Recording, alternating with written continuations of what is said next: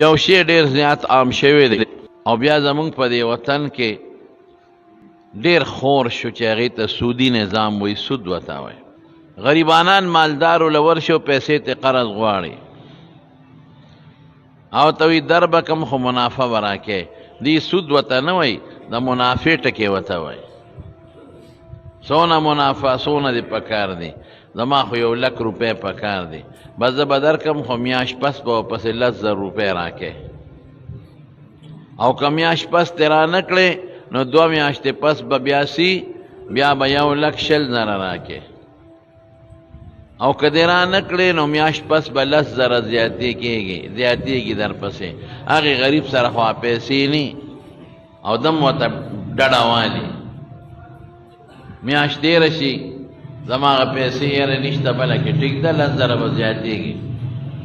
اخره کې هغه 1,00,000 روپۍ 3-4 لکو روپو ته ورسي. بیا ته پکې موټر ونیسي، بیا ته پکې کور ونیسي، بیا ته پکې جایداد ونیسي.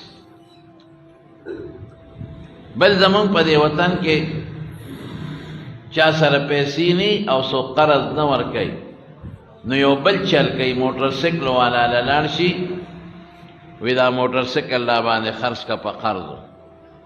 هلکه دا خو په نغدو په 80,000 او په قرضو په 1,20,000 د 2 میاشتو قرض ډېره ښه.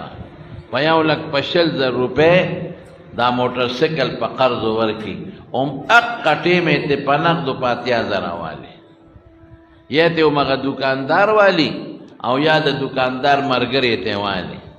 سود دی. 80,000 یې ورکړې او بیا به د 2 میاشتې پس 1,20,000 غواړي.